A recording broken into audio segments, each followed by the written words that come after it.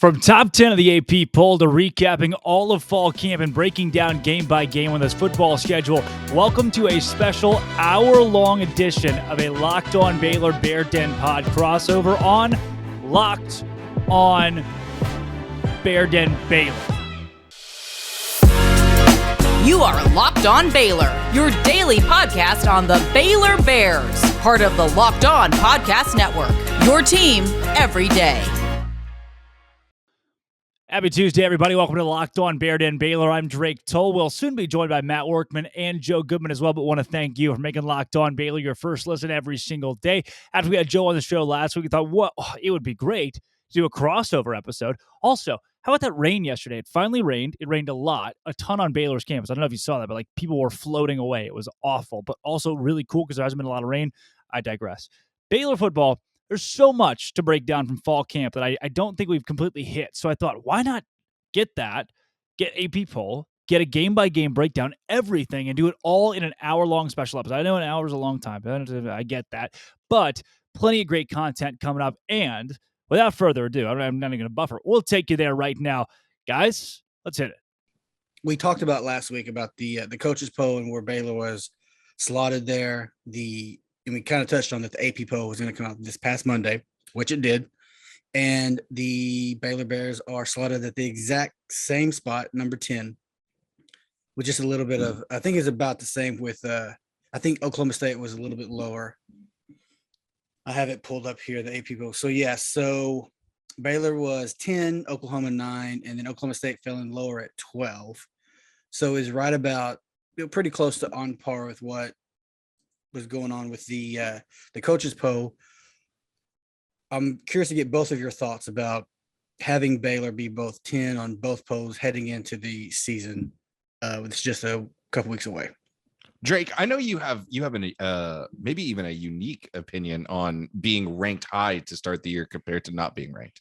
Yeah, I would much rather be the team that comes out of nowhere. That's the big story. If the number 10 team in the country goes 10-2, congrats. You were the number 10 team in the country. You were supposed to do that. But if TCU this season goes 9-3 or 10-2, they become the darlings of college football. So if Baylor, out of nowhere, like last year, wins a Sugar Bowl and goes 12-2, you are the darlings of college football. Why does Dave Aranda get so much publicity? This whole team top to bottom, because they were so good when they weren't supposed to be. It wasn't the natural progression. When you're number 10, you're expected to be that good. You don't get to be the underdog in any of these games. Oh, number 10 Baylor went on the road to Morgantown and won. To us Baylor fans, that means a lot.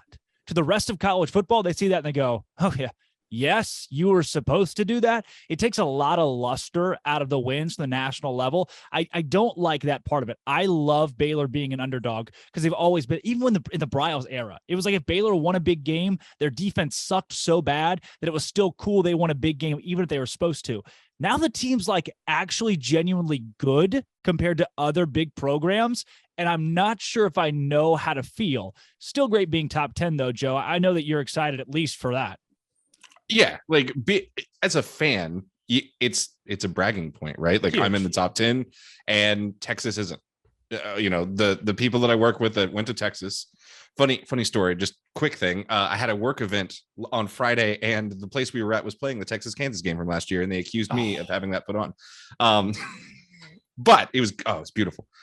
But it's nice being top 10. But I don't disagree with you.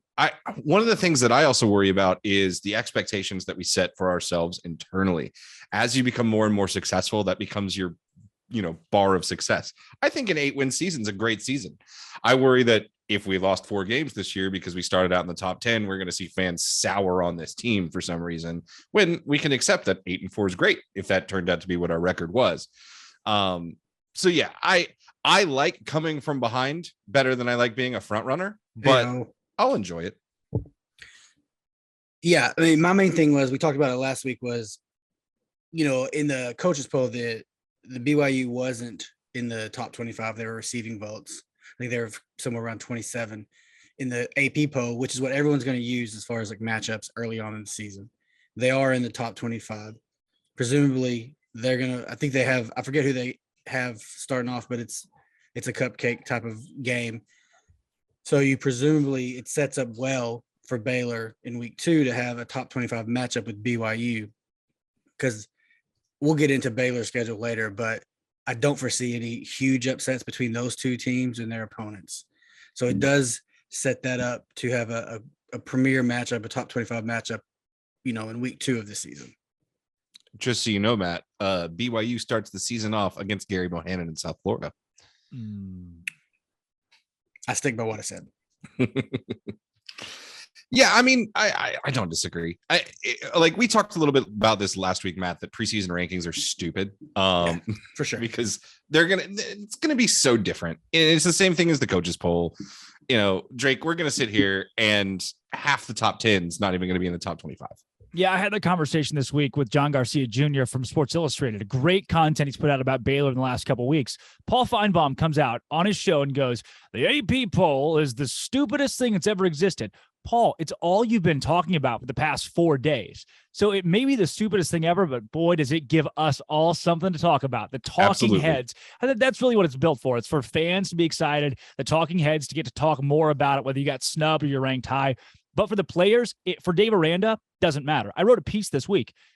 Dave Aranda, Baylor football, they didn't release a thing. Nothing on social media that said top 10. Nothing preseason this, preseason that. Oklahoma, first thing on their Twitter. We're number 9 on the AP poll. Job not finished, whatever, but they still posted it. Baylor said, oh, I don't care. We're just going to go win football games. And that's the mentality you have to stay as a team that's a newcomer in college football and still needs to build that base.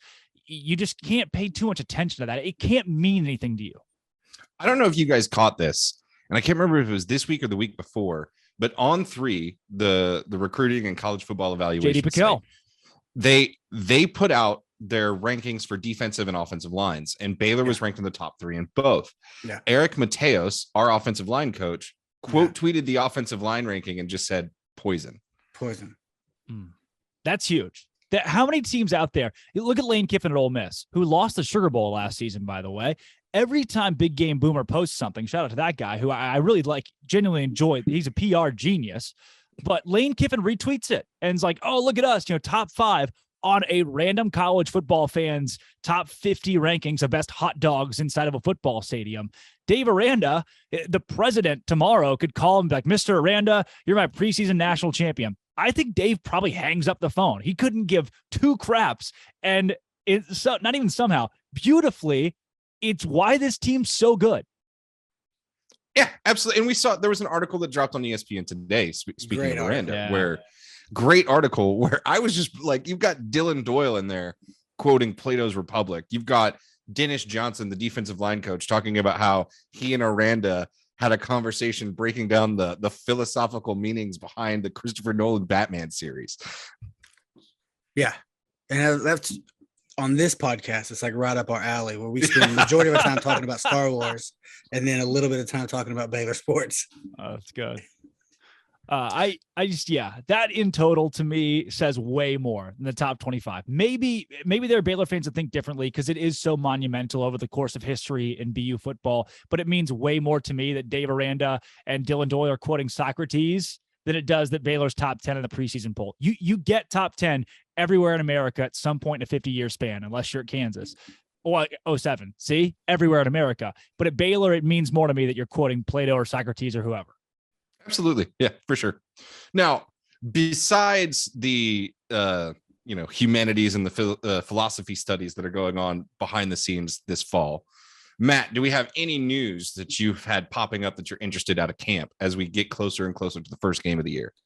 I mean, for me, like fall camp, I think it wrapped on Friday as far as like the official like fall camp practices. They're kind of moving into like their normal schedule, school starting, as Drake will attest. School is starting at Baylor. Yeah. And so they're going into, I think Aranda talked to the meeting. He talked about, they're kind of going into like academic mode, school starting. So it's going to kind of change the whole schedule of the football team. But as far as fall camp goes, I think the biggest thing for me was really the wide receivers, because I think we pretty kind of know what Blake Shapen is for the most part. That was a big question mark. But as far as like he named him, how's he going to look? Was this the right decision? All those like questions that people had. But I think through everything you've heard or seen in clips, it looks like, what we all expected it to look like. The wide receiver room was the biggest question mark because they're all young guys. There's no one who's really, I mean, I guess you could say Gavin Holmes hasn't played a lot. He's been here a long time, hasn't played a lot. And you could kind of say the same thing for the wide receiver group as well. If you have Squirrel there, who's been here a long time, hasn't played a lot, but has a lot of time at Baylor. And I think they've kind of really solidified, or at least the running back room, as far as you kind of know what your 1A and 1B is going into the season. Wide receivers are still kind of up in the air as far as who's going to step up and be your 1, 2, 3 guys. Yeah. Drake, what about you? Anything that you've heard about over the last couple of weeks that's really popping out? Or are you just really excited to see what the team looks like week 1? Yeah, the one thing I would have said no a couple of days ago, but I started listening to these player interviews. I'm not the biggest press conference guy in that I struggle to go back and listen to these clips all the way through just because it's the same old, same old. Are you excited for the season? Yes. And then they keep asking questions like that. But it stopped me when Gabe Hall, who's not getting a lot of publicity in comparison to Jackson Player and Siaki Ika, which makes sense to me. Gabe Hall, the Athletic, they come out and named him the biggest freak on Baylor's roster. He is, in my mind, the third best defensive player on Baylor's team, if that, and it's just because of how good Jackson Player, Siaki Ika are. He comes into the press conference after receiving that award, and somebody asks him a question about it. And what he says, this year's defense is different.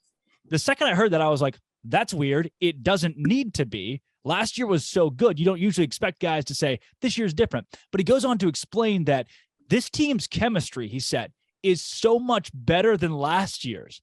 That blows my mind. This guy is talking about how much tighter knit the defense is this offseason they were last year with Terrell Bernard and Jalen Petrie. No knock to those guys. But the fact that this group has been able to build not just what they had last season, but something more, that's not fathomable. I don't have the capacity to do much in my brain as it is. So that goes way above me. I was shocked by that. And again, that's the stuff that gets me most excited for this football season. Yeah, I think maybe what you can see there is when you have Terrell Bernard and Jalen Petrie on the field, you've got a fallback plan. Yeah. You know, if you fail, one of those guys is going to be near the football. It's just what they're wired to do. And when you remove that from the equation, that might bring this group tighter together, where you say like, hey, we had some dogs last year that protected us. Now our big guys are up in the trenches. The ball's going to go behind them. We got to be ready. You know, Gabe Hall, especially, like, I got to be rushing the passer. You know, if these guys are getting double teams in the middle, then I got to be beating my guy to go sack the quarterback. Yeah. I think I agree with you, Matt. One of the biggest things that I saw just watching those same player interviews was listening to Aranda talk about Dallas Baker and the wide receiver room, and how he referred to everyone in that receiver room knows they're loved, which we talk about how Aranda's so different. Like, I have never heard a football coach, not a college football coach, a high school, a peewee, NFL, talk about, I think, you know, the most important thing is that he knows bringing Dallas Baker in to be the wide receivers coach, that all the receivers know that they're loved. And then he brought up that I think it was Hal Presley set a personal record for his GPA in the spring. And then once that happened, Aranda noticed that he took his game a step further and brought up how he's noticed throughout his career that when you see a kid put it together on the academic side, that's when you start to see them also start putting it together on the athletic side. And I'm just, this is a wide receiver room that's basically brand new. These guys have been around, but they haven't played a whole bunch. Reporters are asking you questions to, I assume, make fans feel the warm and fuzzies about how good they're going to be. And Aranda comes into it talking about how they're loved and they're doing really well in school. And I don't know why, it just made me completely relax, because that tells me that the head coach isn't worried about what they're going to do on the field. What he's worried about is what they're doing in the classroom and how they're feeling in their lives. It's the person over player thing, because he doesn't have to worry about what they're doing on the field, because they're going to be dogs. They're going to be beasts. And I'm just blown away by a lot of the stuff that we've seen from Aranda the last few days. If Mike Gundy steps to the podium and says, look, Plato once said, and then just goes on a spiel, I think the world implodes. And then he ends it with, our guys are loved, walks off. That's it. That's how Gundy retires. Because it's the day that he's had just some kind of weird awakening in a dream. It's not normal. It is so abnormal what Dave Aranda's put together. And it's tough to understand. Think about this. So, Matt, you get to be around it. Joe, you get to be around it. people that aren't Baylor fans that just hear this out of Dave Aranda, do you think they fully grasp how special Dave Aranda and this program are? Like Matt, do you think the average Texas A&M fan gets what's happening at Baylor right now?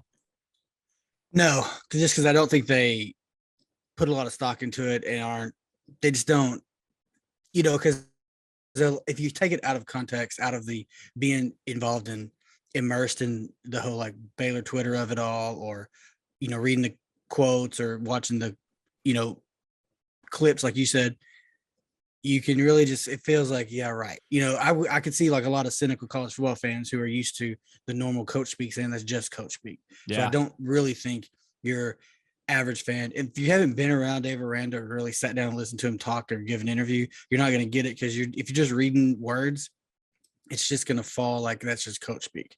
Like if you hear that person over player, to us is like, yeah, like he believes that. Yeah. And I think the majority of the Big 12 is more acutely aware of it today than they were at this time last year. Because I have heard Texas Tech, Iowa State, Oklahoma State fans compare him to like Phil Jackson, for example, just the Zen master kind of style. We've seen the pictures passed around Twitter of him getting the Gatorade bath and just having the blank stoic face. I don't think it's there, Drake, fully where everybody appreciates it, but I think it's getting closer and closer. And the more that he wins and the more that Baylor stays in the national spotlight, and he's this unique character, because let's be honest, the media kind of sees him that way. He's different. He's something you can write about. So they're going to go after him as long as he stays relevant. I think more and more people are going to realize that A, it's not coach speak. It's who he really is. And B, doing it different might actually really work, especially at a place like Baylor. Yeah, for sure.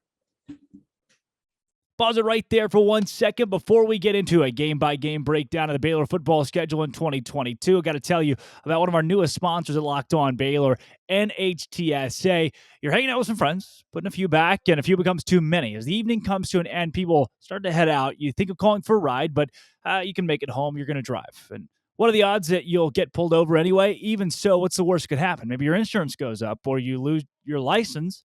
Could lose your job, you could total your car, or even someone could lose their life. Everyone knows the risks of driving drunk, and the results are often deadly and tragic. However, that doesn't stop everyone from getting behind the wheel. That's why police officers are out there right now looking for impaired drivers on the roads to save lives. So if you think you're okay to drive after a few drinks, think again. Play it safe, plan ahead to get a ride. It only takes one mistake to change your life or someone else's forever. Drive sober or get pulled over. Take it back away, guys. So on Baylor, We've talked about fall. We talked about Aranda, the things. Let's get into the meat of it. Okay. We have looked at every team in the Big 12 this summer, looking at their schedule, talking about how we think we're going to do. All of that gets thrown out of the window right now. We're going to look at Baylor's schedule. We're going to talk about what we think they're going to be, how they're going to land. We've got Drake here specifically for this because he's Baylor expert extraordinaire. Matt, as we've done with the others, give me what Las Vegas thinks Baylor will do this year. So I've heard a lot of people talk about it. They've thrown out 7.5 was I think I want to say I saw it at 8, but I'm checking right now what the current. So yeah, 7.5 is the current, according to Vegas Insider, is updated today. So we're going by 7.5 is the Vegas win totals for Baylor. 7.5 games. That's Drake. You've got your life savings and you're sitting at a sports book in Vegas. What are you taking, the over or the under on 7.5 on this Baylor team? Not a ceiling or a floor. Yeah. But do you think Baylor gets more or less than 7.5? Well, it depends on how many Dr. Peppers I have in my body at this point when they have the gun to my head, making me bet my life savings. But you have to go over, even from an objective standpoint. You listen to guys like Josh Payton, the national media, that just understand, even with this schedule, Baylor's got to win 8 games. You've got to win 8 games. There's not a realm, unless there's just a fallout of injuries, where Baylor doesn't win 8. If it's at 8, I may think, okay, yeah, it's probably a push and lay off. But This at 7.5, it feels too easy to me. And you'll see the odds on it too. I think the odds right now, 7.5 are at -150. So Vegas is still giving a nod to Baylor, whereas you go and see like an Iowa State at 6 at -110. So that 7.5, Vegas is not completely confident in that. And I think you may see it even move to 8 if it shifts at all over the course of the next 10 days going into the football season. So when I see that number, I think it's an easy over for me. But again, that's me trying to remove my bias. But if there's injuries, the away schedule, I wouldn't be entirely shocked if Baylor lands at 7-5 after a couple of devastating injuries. Matt, what about you? Yeah, I agree. I'm going with the over as well. I think, like, to me, like 8-4 is the floor. So I think it's an easy over. Because in my most pessimistic, I think it's 8-4. Yeah. So that would lead me to believe that if you're telling me 7.5, well, then all day I'm putting money on the over. See, my floor is lower. I when I talked to Drake last week on the Locked On pod, I said my floor for this team is 6-6, and I can look at the schedule and I can find, with injuries and other stuff going wrong and the away slate that we have, I could buy into 6 losses. But like we've done with every other team, I'm not worried about like what I could logically see the worst thing happen to them. What do I think is going to happen to them? Can I find enough wins to win the bet in the schedule? And I can look at this, and there are 8 games that I see that I'm like, I would more than happily bet for Baylor to win the money line on these games 8 times. I'm not worried. So that's an 8-4 team. Boom, there you go. And I'm taking the over on it. Yeah, I have real money on the over at 8. Caesar Sportsbook. So I got real. Well, you live in a state where that's legal. It's legal where I'm at. So hey, it's legal for my bookie in Puerto Rico. All you got to do is find that middleman. All you got to do. I'm not gonna lie. Gambling being illegal in Texas is probably good. Like it's probably a very good thing for me. I've never been tempted. I don't have to worry about it. It never comes up. And it's great for Oklahoma. It's great for the border because those folks. Not saying there's any specific fraternities that like to go to the casinos, but I may have made a trip up to WinStar a time or two during my years in Waco. It's that I see. I didn't know it was that Joe Goodman that had signed the sidewalk. Yeah. When you lose as much as I did, they put you a little star out there. Yeah. They want you to come back. All right. Well, real quick, let's run through this schedule. Let's find these 8 wins, and let's see if we can agree on that. Week 1, Albany, Great Danes coming to Waco. Do we all see this as a win? Oh yeah, they're not a good FCS team.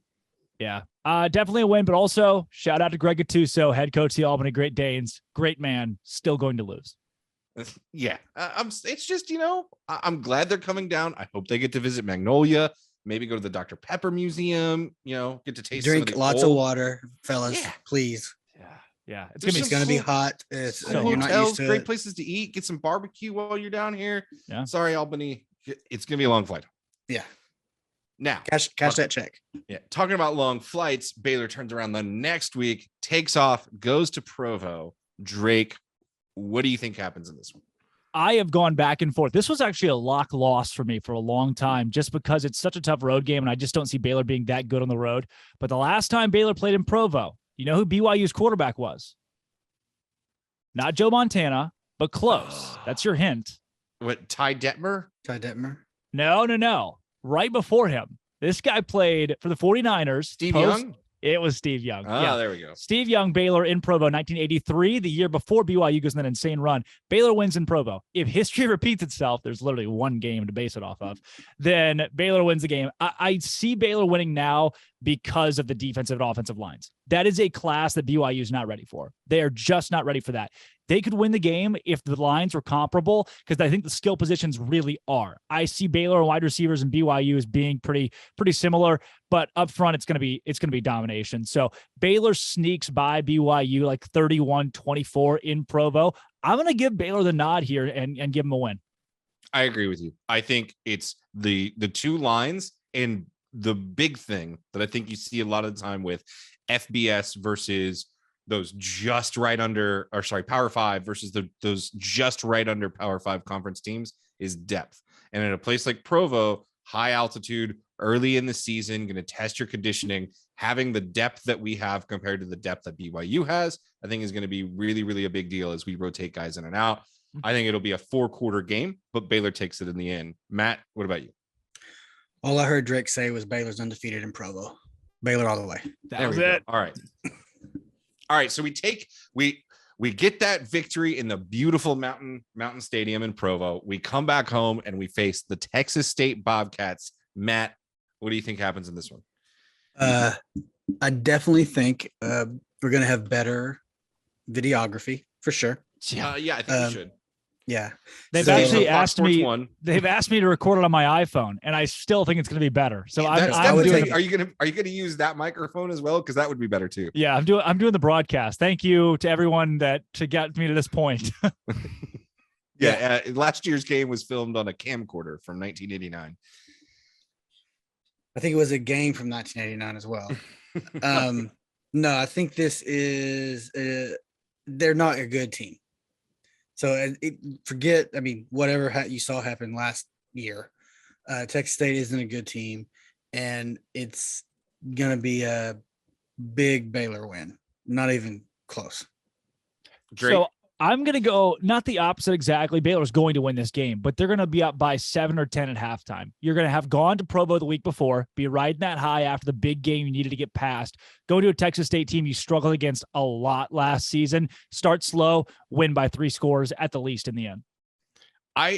Drake, you stole my thunder a little bit there because I was going to say something similar. They're going to come back from Provo. That's a high emotional game on the road. You come back home. And I think another factor in this one is it's an 11 a.m. kick on September 17th. It's going to be 120 degrees on kickoff on that. And it's just going to get hotter and hotter throughout the first half. I think both teams, it's going to be a slog of a game. You're going to see a few turnovers. You might see a bunch of cramping, some pulled hamstrings here and there. This is one of those games where you want to make sure you kind of get out healthy. But again, depth is going to be a huge factor in this game. As we get into the third and fourth, I think you're right, Drake. It'll be a 7-10 point halftime game. Baylor ends up winning by 21-28 at the end. All right. Then, man, it doesn't get any easier. That's the thing when you look at the schedule. You get back on a plane, and luckily you play this game in September and not in November. Fly to Ames, Iowa, and you're going to be facing a fired-up Iowa State team who may or may not be coming off of a major rivalry win for the first time in I don't know how long. But tough game. We haven't played well in Ames the last couple of times we went up there. Drake, what do you see happen in this one? It's a win. Iowa State just doesn't. They don't have it this next season. It's in Ames, but the crowd only goes so far in this game, and Iowa State's just not very good at football. I think they finished probably 7th in the Big 12. So give me Baylor all the way. I agree with you. I think we're going to see Baylor go up there. It's a transition year for Iowa State. I think they're going to be not bad, but I think Iowa State's probably a 6 or 7 win team. I think there will be a little bit of a factor there in Ames, but we'll be able to overcome that. Again, transition year. You're replacing Breece Hall. You're replacing Brock Purdy. You're replacing Charlie Kolar. They will have one of the most formidable players on the defensive side of the ball in Will McDonald, but one defensive end does not a win make. So Baylor wins this football game. Was that also Socrates? No, Socrates. I agree with y'all. I think Iowa State is it's in a transitional year, and it's just not going to be, what we've seen in the past couple years. So I think it's a Baylor win. Baylor win. All right. So we have all a third of the way through the regular season. We have an undefeated 4-0 Baylor team, probably at this point, top 7, if not top 5 at that point. So last week, before we hit our bye, our nemesis from last season, quite possibly our nemesis moving forward in the new era of the Big 12. This might be the team that we're fighting back and forth with to be the controller and the future kind of what Oklahoma has been over the last decade. I think we might be fighting this team over the next decade for control of the conference. The Oklahoma State Cowboys come to McLean Stadium. I told Drake earlier this week or last week, I'm not as worried about this game because Spencer Sanders becomes the worst quarterback in the world when he plays Baylor. I think we understand how to beat them. It's at home. And I think we're going to beat Oklahoma State. There's familiarity there, and I think Aranda knows what he's doing. We're going to be 5-0. Matt, what do you think? I agree. I think as good as I think Oklahoma State's going to be this year, their losses in the defense are probably going to play right into what Baylor wants to do this year offensively. So I think Oklahoma State tends to struggle in McLean over recent history. So I think that plays into Baylor's hands as well. So I'm going to go with another Baylor win against the Cowboys. Spencer Sanders has the game of his life against Baylor and only throws 2 picks with 1 fumble, and Oklahoma State loses. Yeah. I absolutely love that. All right. After Oklahoma State, though, maybe the toughest game on the schedule, the fight and buys of off week. I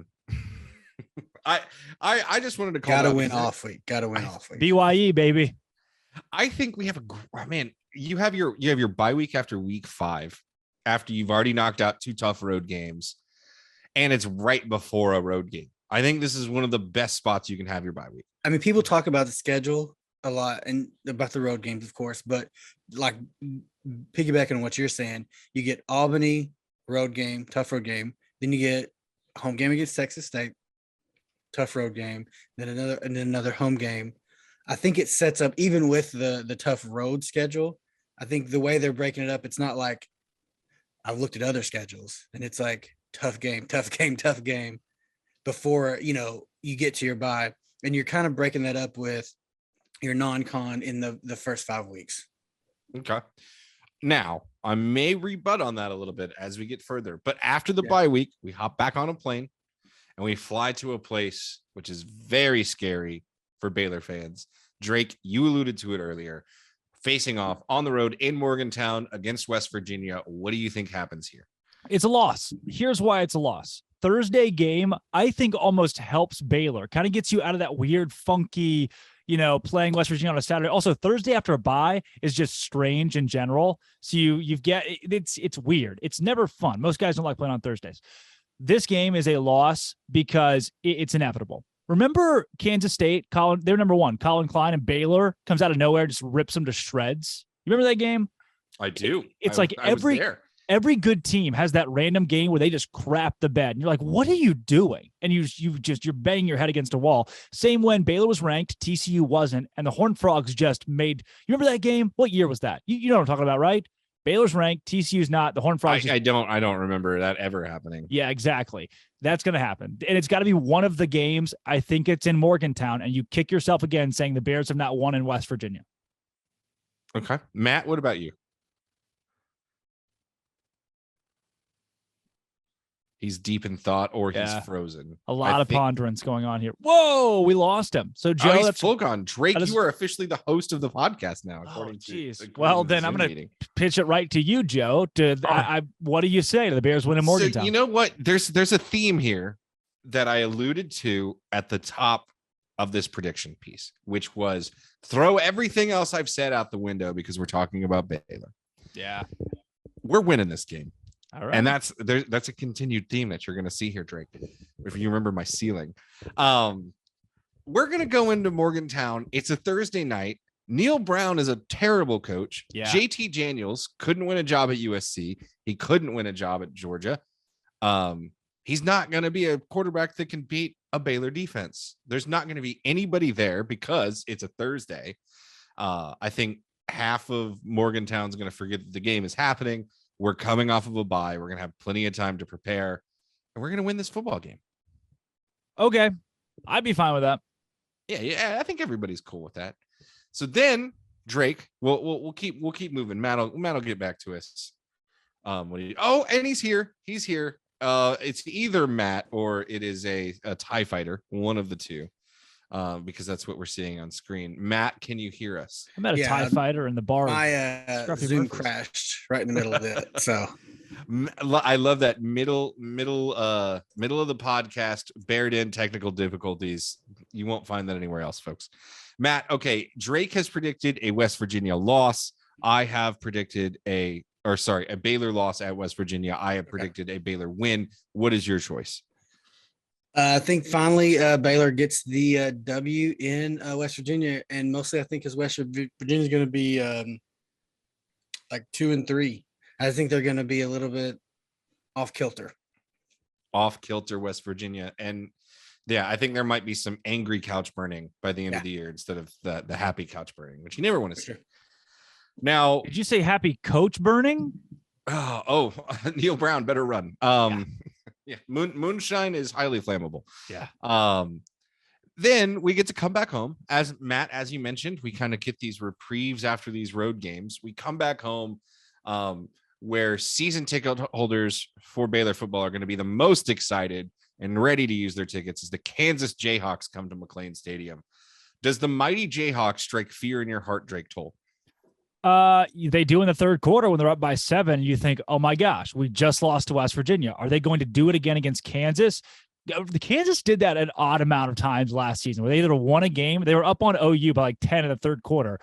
It's going to happen again, inevitably, because I don't think they're as bad as they have been. Baylor wins the game by 10 or 14. You escape and you think, is this Baylor team okay after a loss and a weird struggle bus win going into the next week against Texas Tech? Okay, so you've got a 6-1. Baylor's bowl eligible for you now. Matt, Baylor's 6-0 for you. Are we talking about Texas fans pulling out receipts on us? No. This is a easy Baylor win. I think Baylor wins this football game, but I think this might be our lethargic game. I think this might be the game that we watch. We're like, what in the world are we doing? But we have like a punt return for a touchdown. The defense shows up, doesn't allow them to score at all in the second half. Maybe he scores a touchdown. And then we hold on and we end up winning it by 17. But as fans, we're kind of like, what in the world was that game? But I'm not worried about losing Kansas. I think they might be a little bit better in a couple of years, but they're still going to be Kansas. This is a 2-win team, maybe 3 max to me. So not worried about Kansas. Now, the next game, though, may strike some fear in the hearts of all 3 of us as Halloween weekend, October 29th, Saturday. I'm guessing this is going to be a night game. I don't know why. I just have a feeling they're going to do this to us. We're going to go to Lubbock, face off against Joey McGuire and the Texas Tech Red Raiders. Matt, are you afraid whatsoever of our old assistant head coach knowing what's going on and being able to pull one over on us? No. I think this is a Baylor win. It's a hard place to play. Playing, especially if it is at night. But I think things are going to be a little bit rocky in Lubbock this year, more so than the majority of Red Raider fans think. And so I think, as much as I love Joey, and I think he is going to probably get things going in the right direction there, I think they're going to be they're not going to be as formidable as maybe they will be in the future. Drake, what about you? Remember the West Virginia game where the Mountaineers came to Waco last season? It just wasn't ever close. Baylor was up early, up late. They dominated. Same thing in Lubbock this year. Yeah, I wholeheartedly agree. I think Joey gets the ball rolling there, but it's going to be a tough year. They are not going to be a good football team. I think they're going to get punched in the mouth a lot early, and it's going to be just kind of a struggle to keep going throughout the year and having those fans be excited. If this game was early, like if it was the opening of conference play, I might have a little different feeling about it, but this is later in the season. It's going to be a later home game. I think Tech's going to have multiple losses by this point. I think we might see a little bit more of a lethargic fan base. And again, I don't think Tech is going to be good enough to beat us yet. Not worried about it at all. Now, we all agree there. We've all either got Baylor at 8-0 or 7-1 at this point. So we're almost there, Vegas. All of us are pretty much there. Matt and I have already won our bet.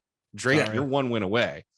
But this is where, Matt, your caveat about how the schedule kind of is easy the way it's set up. This is where it's not. We go to Lubbock, then we don't come back home.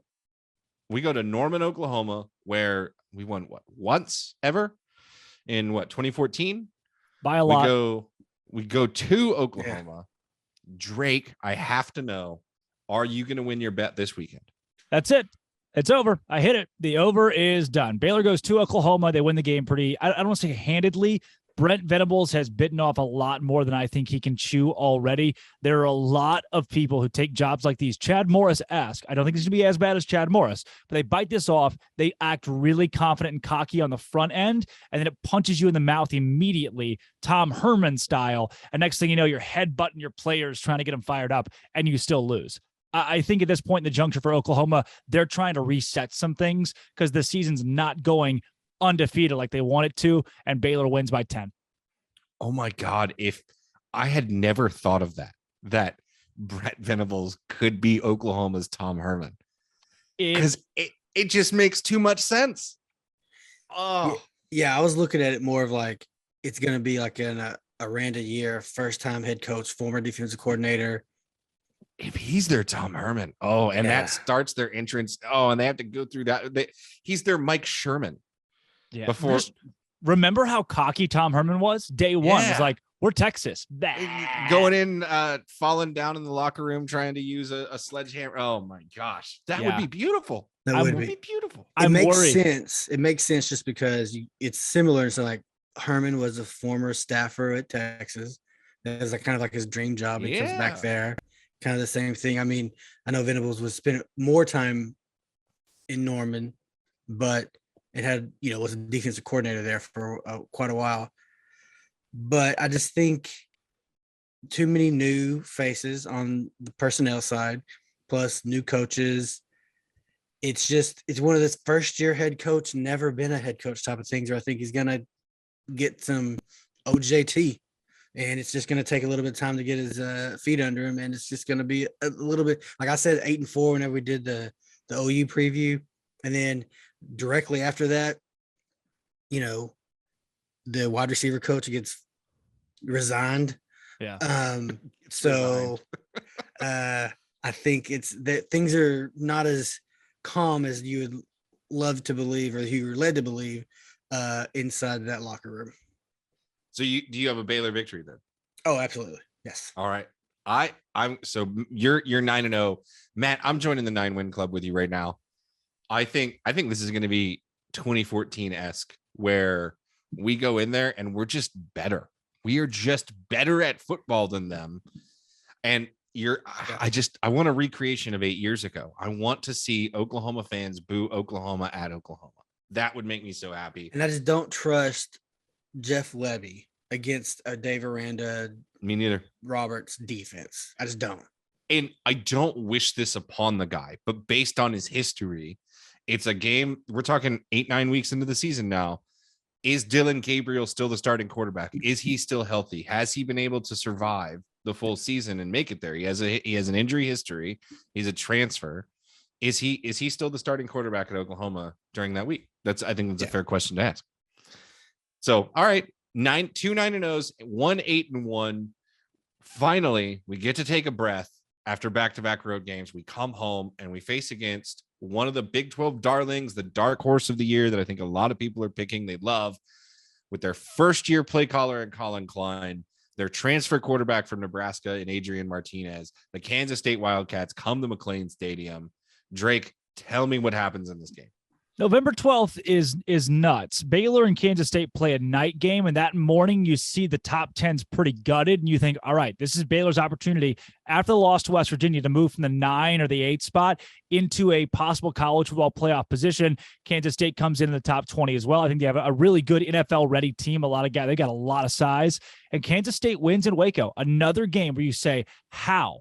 Why? It doesn't make a lot of sense, but Kleiman comes out there, pulls off a great year at K-State. I think they go 9-3, but one of those wins is in Waco because, again, we can't have nice things. So it has to go wrong somewhere. And this is that game where Baylor falls in the trap of it being November 12th. There's always that one weekend where everybody loses.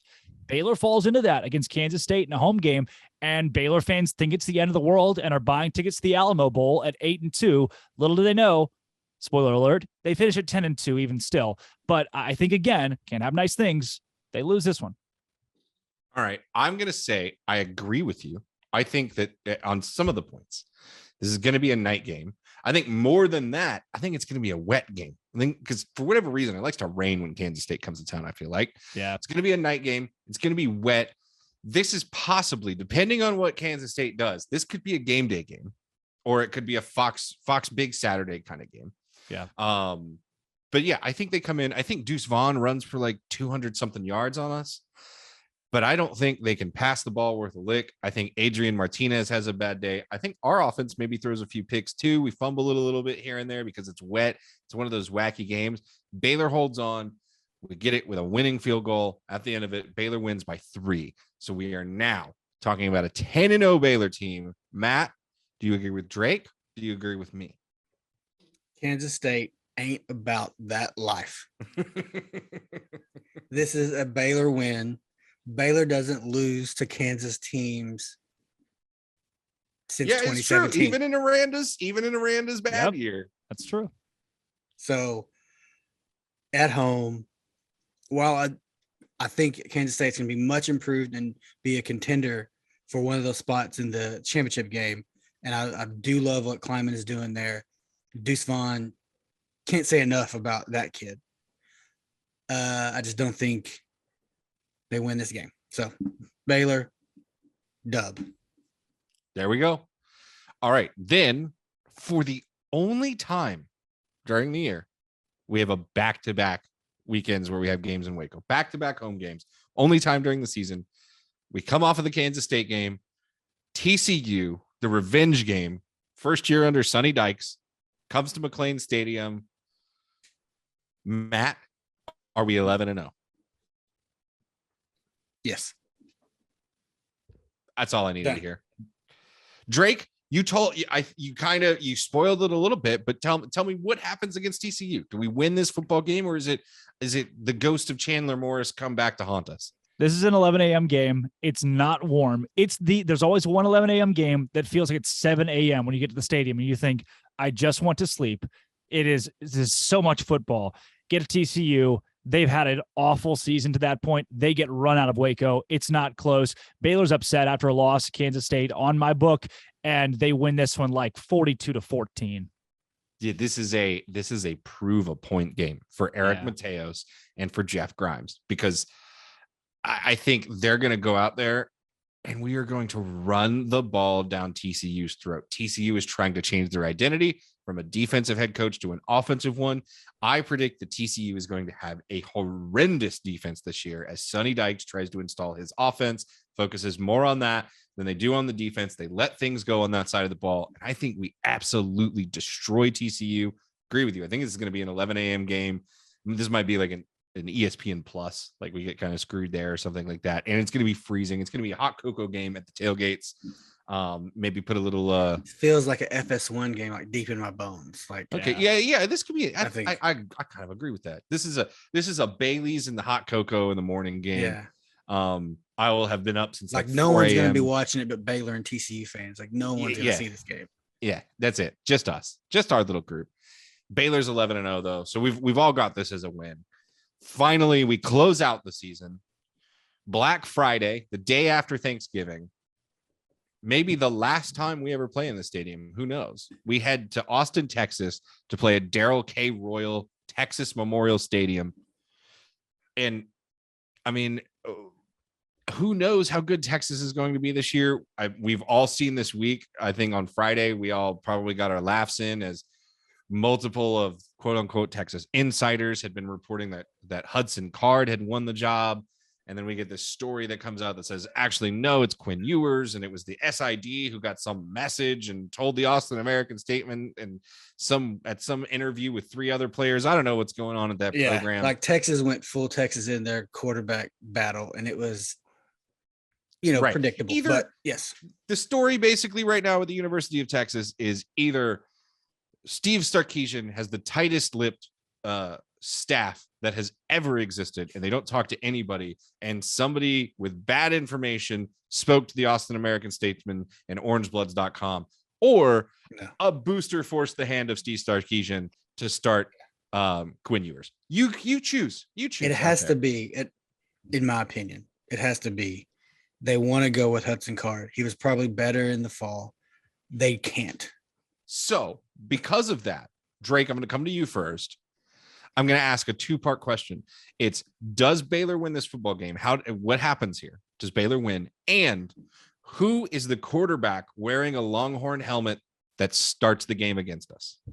I am confident it's going to be Quinn Ewers at this point in the season. I get the popular answer for a lot of people outside of Texas that it won't be. He's not going to be a shining star. It may be a Spencer Sanders situation, but I also don't think Hudson Card is that good at football either.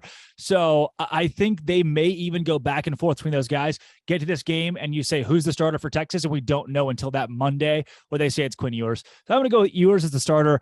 I think Baylor comes into this game and goodbye to Texas University. They win this one by at least 10 points. Baylor at this point, the juncture is number 13-ish in the country. They go 10-2. I strongly believe, you know what? We'll get to Big 12 championship talk because you guys have Baylor in there. I'll let you find out if I do or I don't. Okay. Matt, same to you. What does Baylor do in this game, and who's the starting quarterback for Texas? I agree. I think it's Quinn Ewers. I think, at this point, they got to, dance with the boy who brought them, so to speak. And so, I think it's Quinn Ewers. So, but I think I said last week that I thought Baylor wins this game. I'm going to stick with that when we did our Texas preview.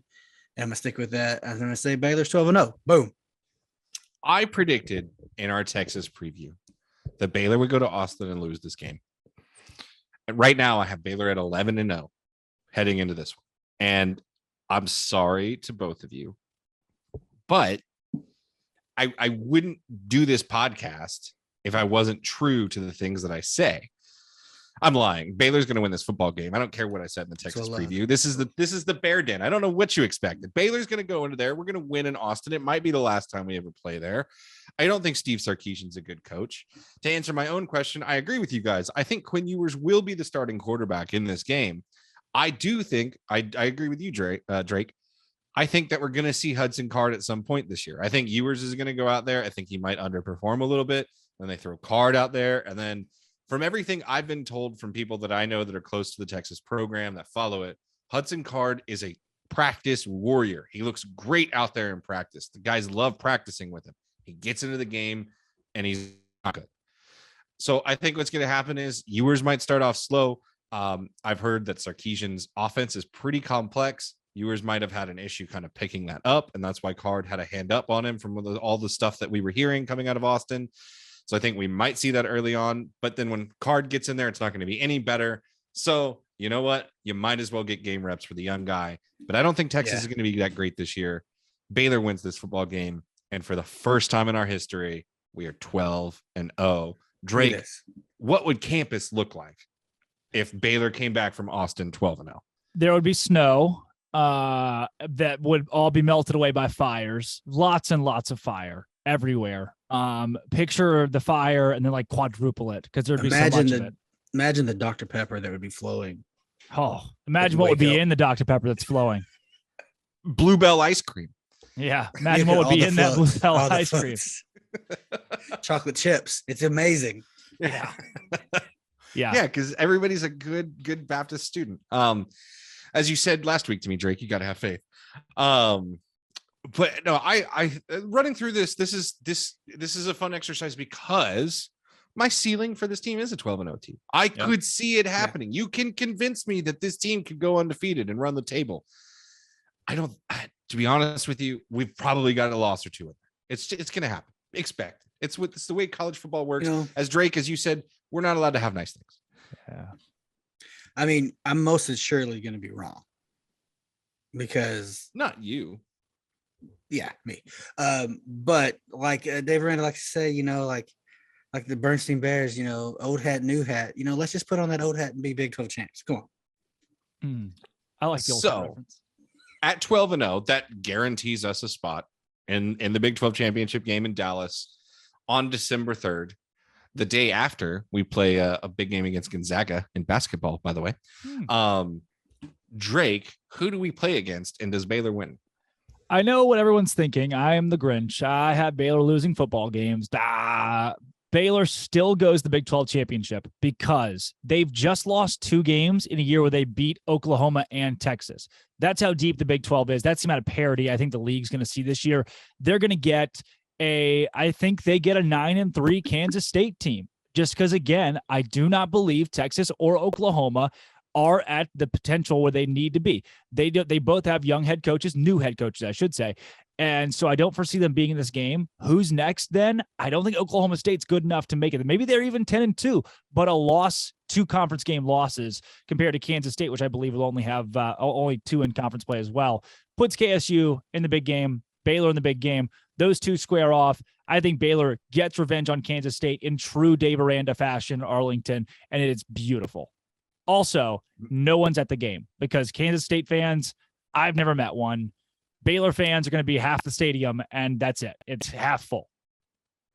Oh, I hope that last part's not true. But last year's environment was a lot of fun, even though it was 70% Oklahoma State fans. But yes. Matt, what about you? You've got Baylor in the Big 12 title game. Who are they playing against, and what's the result?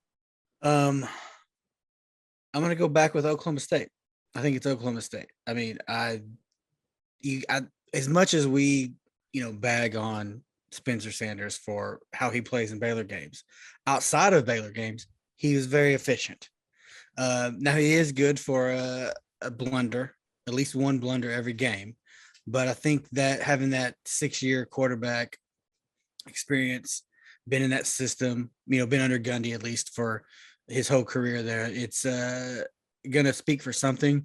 So I think even with the early loss to Baylor down the stretch, I think they have enough good wins that they're going to go back to the championship game. I have been back and forth with both of your picks. It's in my mind at the end of the season, it's going to be 2 of the 3. It's going to be Baylor, Kansas State, Oklahoma State. Out of that group of 3, that's where the 2 will be.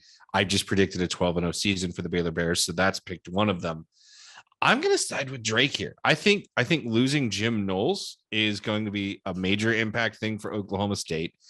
I think that Kansas State, even though they have a first-time play caller in Colin Klein, I think he's going to do some interesting things. I think he knows exactly what needs to be done for a quarterback like Adrian Martinez, who is most efficient when his legs are involved before his arm. I think Deuce Vaughn is the most explosive player maybe in the country, not just in the conference. He's so dangerous. And Kleiman is going to have this defense firing on all cylinders. I think I agree with you guys. This is a 9-3 or 10-2 Kansas State game that's going to come into this. I think it's going to be a close, tough battle. It's going to be one of those games where Kansas State never quits because the game means something. You can't run away from them in this game. But at the end of the day, I'm going to say this. I'm going to use it for the 3rd time. Baylor is going to have depth that Kansas State just does not have. They're going to be able to defend against injuries that are going to occur throughout the year. They're going to be able to defend against that tiredness that happens throughout the year through the rotations that we have. We've got great leadership on the defensive end, and Siaki Ika, Dylan Doyle, Al Walcott, Snacks Johnson. I think by this time, the offense is going to be clicking on all cylinders. They will have played 12 full games. Jeff Grimes has the offensive playbook completely opened up, and Blake Shapen is tearing it out. Your Baylor Bears repeat as Big 12 champions, are 13-0, and for the first time, make the college football playoff. There we go. And of course, how warm are the fuzzies I just gave all of you? Listen. You can't give me that hope. You can't come in here and give me that hope. It's my senior year. If that happens, I don't know what I'd do. I told you I graduated. I walked across the stage in December of 2011, mere days after Baylor brought home a Heisman Trophy. I believe football success happens in great Baylor Bears senior years, and you're the next one, Drake. I hope to bring that mojo to this team. I do have a special message for Drake. I just got a text from a buddy, Scott Spain-Smith. He is the general manager at Heritage Creameries. He said he'll have your shakes ready for you, Drake, anytime you want them. That's glorious. If Baylor goes 13-0, he really better. Matt, what happened in your senior year at Baylor in football? What year did you graduate? That was 2010. Oh, you graduated in 2010? Yes, because I took a sabbatical. So that's right. Yeah, you left and came back. That's right. So 2010, it was a good year. We went to the bowl game. Yeah, that was you ended the bowl streak. That was when we lost to Illinois in the Texas Bowl that year, but we broke the bowless streak. So hey, look at that, Drake. You're next in line for huge milestones. Yeah, so, who graduated in 19? Somebody big graduated in 19 because that was a good year. We don't even know who they are yet. All right. Well, we've gotten to that point in the podcast. We've run through everything that has to do with Baylor. Drake, anything else that you wanted to just shout off the rooftops that you're thinking about, that you're worried about, that you're excited about for the 2022 Baylor Bears? Baylor is good at football. And I talked to some players last night, actually.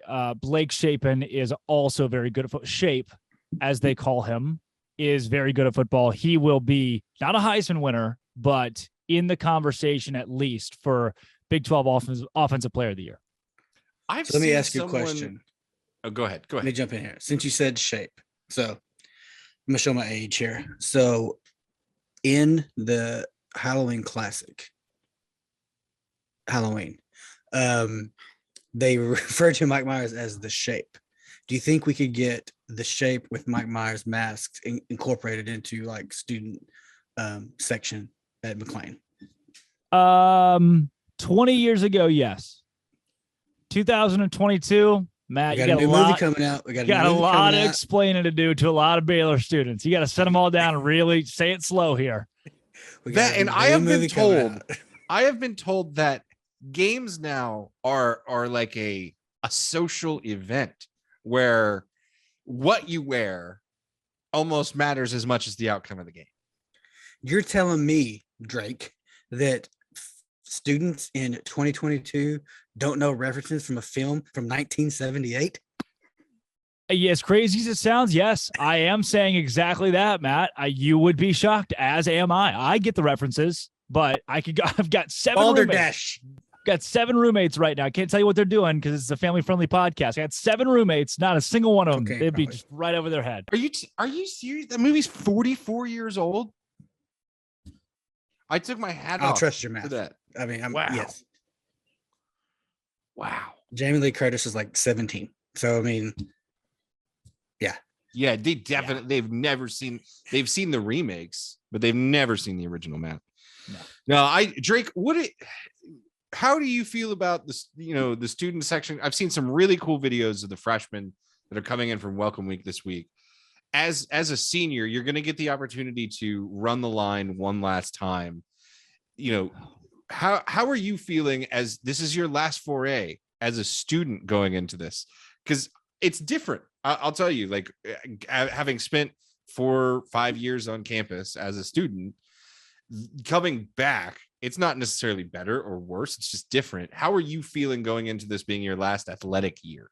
Yeah, this is as connected, I think, as I'll ever be to campus. And coming to that realization, reality is kind of a tough thing, but there's no way around that. Unless I come back and work for Baylor in an administration role years and years down the road, this is as close as I'll get to the heartbeat of campus. That part's really sad. Running the line for the last time, I'll be honest, I'll throw it out there. I am a Baylor line elitist in that I didn't like it that much. It just made me anxious because I knew I was going to get trampled and tear an ACL because it is like a full stampede of much more athletic people than me. So I was like, I'll stay in the back and kind of tiptoe and stuff. Also, working in media, you get the side of being a little more objective, a little less biased. I know both of you guys get that when you see it from I have to talk about this role, then you see it from a different eye. So I don't know if I've gotten to celebrate that true. I've never gotten to scream and holler at a Baylor football game since I started in college. Aside from one time when I got kicked out of the TCU student section. Won't tell that story for a little bit for legal reasons. But that to me is what makes this year so difficult, not being in the middle of campus anymore. So I'll miss that, but I'll definitely cherish all the games a little bit more than usual. Yeah. I will say you have a unique perspective because you sit up at the press box and you look at Baylor games both as a fan and as a media member.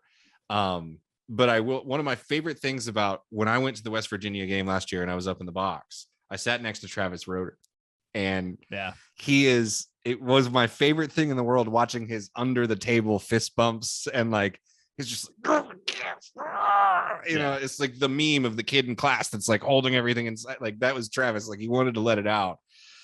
So I do hope that you get an opportunity to maybe go down for one and just scream a little bit. I will throw out this small anecdote. Big 12 championship game.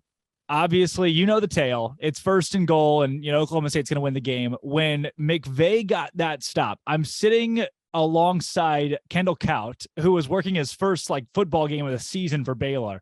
Kendall's to my left. Sam Kahn's right behind us. We got the national media here, ESPN, The Athletic, whoever. When they got that stop on the goal line, right arm over Kendall, left arm muzzling him. I've got his head locked in right here. Obviously, no one else has moved in this press box because they're all the pristine writers that are just clacking away. I grab Kendall and just loud grunts, really loud grunts. And everybody kind of stops and looks at me. And of course, I immediately let go and look around. And I was like, I pay to go here. A lot of money. Just my one moment. Sorry. And it's just went right back to writing, and everybody else just whatever. That's the one time that I've truly gotten to let my inner Baylor fandom go. So this is the last thing I'll bug you on. If you could wave Drake's magic wand and get rid of the press box rule, would you?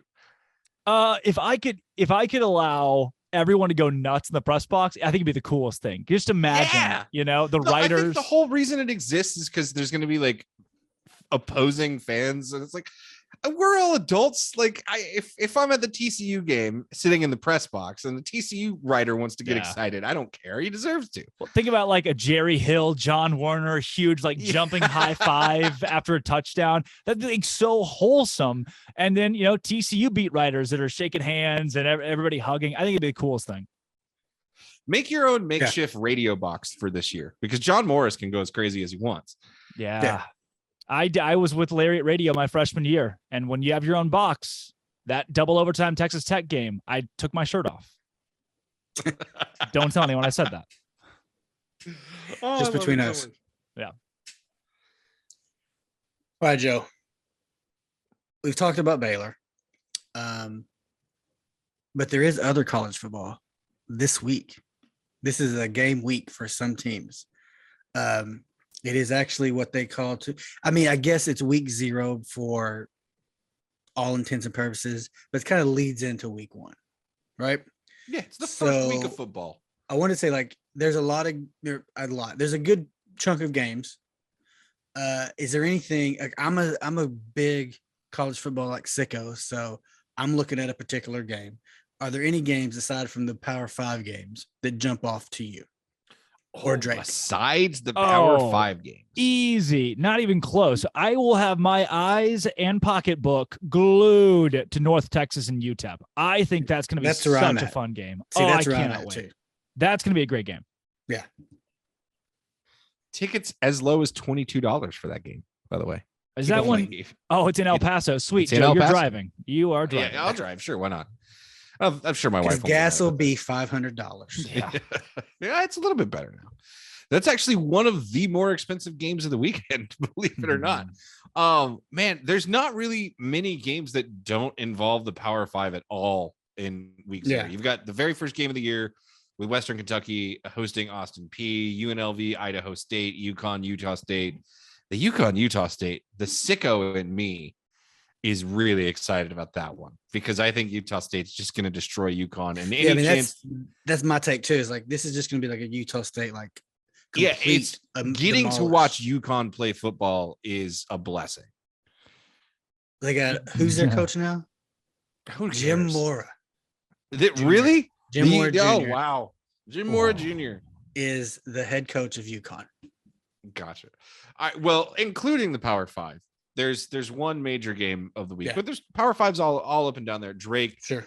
What are you most excited to watch? We've got kickoff starting at 11 a.m., running until 9:30 p.m. First off, are you going to be glued to your TV all day that day? I have been in years past, and I think I will be for sheer fact of football is back. Will I enjoy it? Oh, It's Nebraska Northwestern as the marquee game on a Saturday. That's all you need to know to be like, oh, this is not college football being back at its full luster. It is the kind of crappy appetizer when you're really excited for the main course, but it's still food and you're super hungry. That's the best way I can describe it. So I will eat it happily, but gosh, that last bite is going to take a lot to scarf down. There will be a good game over the course of this slate, but I will have to take a break at some point.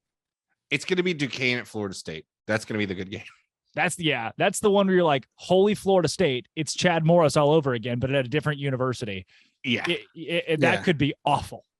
What I'm most excited about is I'm going to be lazy and drinking probably all day long. And it's going to be late at night and I'm going to be tired, but I'm going to pour myself a nice strong glass of Balcones at 9:30 p.m. And I'm going to sit back and I'm going to fall asleep watching Vanderbilt at Hawaii. Yeah, the game's going to put you to sleep. You won't even take the tired. You could be wide awake, fresh off of a Red Bull. You're still done. Now, I will say to the Northwestern Nebraska game, I saw one of the funniest comments I've ever seen on Reddit about this game because somebody said that it was going to be 11-9, and a Northwestern fan piped up and said, that's not going to be the case because there's no way their defense could hold anybody to 11, nor their offense have the ability to score 9. So. But it's in Ireland, so it's going to be one of those weird things where it'll be at night while it's daytime here. Yeah. Matt, what about you? What's the thing? Like, what are you going to be up? I know you will be. You're going to be you're going to be glued to your couch. Your kids aren't going to be able to get you up. It'll be on all day. I don't know about glued, but it'll be like background for sure. I think looking at the schedule, something that piqued my interest was the Charlotte and Florida Atlantic for some reason. That kind of stands out to me. Yeah. I could see Florida A&M at North Carolina being one of those games where you're watching the North Texas UTEP game, which I hope we can watch that. I don't actually see a TV network with that one, but it's watching like Stadium TV or something like that. Oh God. So you're watching Nevada, New Mexico State, and you get an ESPN update that pops up. That's like Florida A&M up by 3 in the third quarter against North Carolina. That's what I could see happening. Yeah. So like, I'm of course on LSUfootball.net, which is the greatest website ever. All times are in Central Time, which is God's time zone. And yeah, so the North Texas UTEP game is on Stadium Video, which is something that exists. It's Stadium. I hope what that is that you have to pay them a fee to get the in-game Stadium feed. I think Stadium is a website or some type of media company. I think it's on like over the air broadcast. I'm not sure, but they do have a website because I clicked on the link today from LSUfootball.net and it does take you to a Stadium website where they do have videos. So there's that. Yeah. Interesting enough. We'll see next Saturday. But yeah, like Drake, that's the game that I think is going to be a really good game, even though most people probably will not be able to watch it. Yeah. That's what piqued my interest the most. Aside from that, outside of the Power 5 games, I thought like Charlotte, Florida Atlantic probably. I think I want to see what Florida Atlantic does. I think they have a new head coach, and then Charlotte, they kind of built up a pretty decent program there. So excellent. Well, Matt, any questions besides that for Drake? No, Drake, thank you for coming on. You have been peak Drake, and we certainly do appreciate it. It has been a pleasure. Peak Drake is probably the best compliment I've ever received. It shouldn't be one. It really shouldn't. I am one of these days going to stop drinking caffeine and you will never hear from me again. Go outside your door and tell all your roommates that you were just Peak Drake. I will absolutely tell them that, and they will have no idea what's going on. You're from Arkansas, correct? You couldn't tell? Arkansas? Or you could tell. That was I'm from the small town of Valonia, Arkansas. Population 1. Just me. I was a hell of a mayor though. Really good. I elected myself. And then Valonia is nearest to Conway, which is kind of close to Little Rock. Okay. Oh, that I'm it's also a small from- town if you yeah. have to do close to twice. Yeah.